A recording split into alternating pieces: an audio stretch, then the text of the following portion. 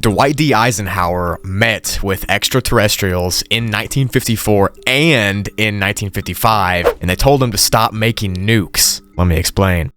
In February of 1954, the 34th president of the United States, Dwight D Eisenhower, was in the early stages of his new presidency. He was elected the year prior in 1953, and before that, he was a decorated military man and actually served as the supreme commander of the Allied Expeditionary Forces during World War II. He also achieved the 5-star rank of general in the Army. Now, I'm telling you all that to show you how this man wasn't dumb and he knew what he was doing. So anyways, back to the story. In February of 1954, Eisenhower went on vacation to Palm Springs, California for a couple weeks. But on the first Saturday of this trip, he wasn't seen at all. At all. So for a full 24 hours, no one knew where the president of the US was, or so they say. Now that's a big deal if you didn't know. Tabs are kept on the president at all times to make sure, they're okay, that they're doing okay, they're not dying or whatever. So for 24 hours, this man was missing to the public eye. And during that 24-hour period, he actually missed a public dinner that he was scheduled to be at, which is also a big thing for a president. They typically don't dodge that sort of public thing. Of course, with a missing president, the press started to ask, where's Dwight at? And the White House's answer was that he was seeing a dentist. But when pushed even further for his dental records, it was found that no appointment was made during the trip to Palm Springs. And after that dentist story fell through, the same night, several news outlets, including the Associated Press, made reports that Eisenhower actually died from a heart attack while at Palm Springs. And there's even a picture of him in a wheelchair and news headlines saying that he died. But just minutes after this was made public, they took it back and instead they said, yeah, he had a heart attack, but he's fine. He's not dead. Insider reports claimed that the president was taken to Edwards Air Force Base on that Saturday, which is in the California desert, just a few hours from Palm Springs. And this is when the story gets crazy. When he arrived at the Air Force Base, several whistleblowers claimed that he met with, quote, Nordic extraterrestrials, which is a pretty interesting way to describe ETs. There's been some whistleblowers that have described what they look like to artists, and these are some of the renditions that have been made. Now, these Nordic ETs supposedly asked Eisenhower to stop all work on the USA's nuclear program and to never start it back up again. But of course, he refused the request, which that takes some balls, bro. I mean, imagine standing next to someone from space and them saying, hey, don't make any more world-ending nukes. That's not a good thing. And then he just says, nah, I'm good.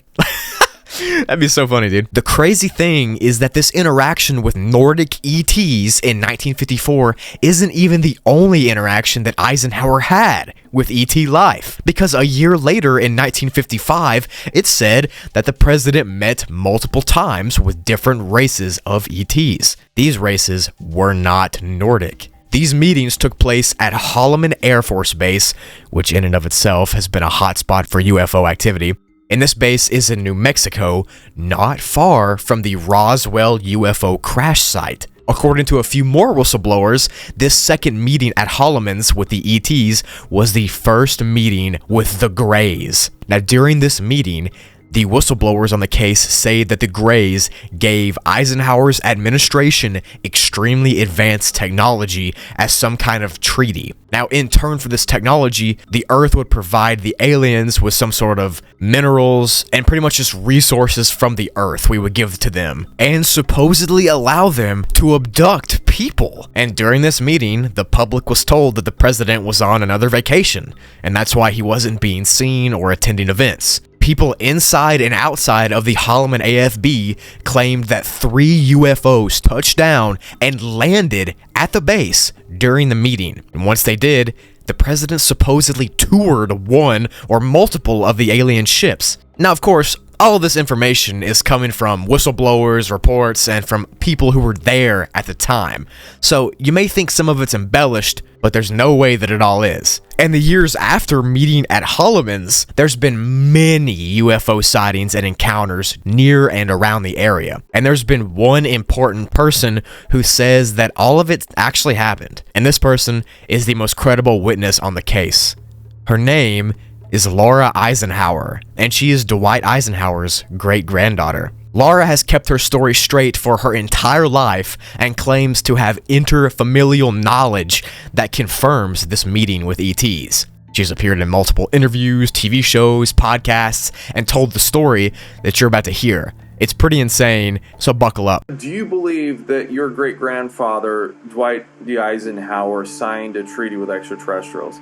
It's a true story. What I've learned about Eisenhower's relationship to extraterrestrial beings and ET government treaties is that supposedly in 1954 there was a meeting at Edwards Air Force Base. They seemed to have diplomatic intention. Treaties had to do with bartering exchanges of planetary goods, natural resources, elements, and compounds. And it was in exchange for things like abduction. We need our DNA. So yeah, there was newspaper headlines, lies about Dwight's whereabouts, whistleblowers, eyewitness encounters, and his own great-granddaughter all claiming that on multiple occasions, Eisenhower and his administration met with extraterrestrial life. Are they all lying? Well, that's pretty doubtful. They have nothing to gain by lying. Now, are some of them lying? I'm sure they are, but it would be foolish and naive to think they all are. What do you think?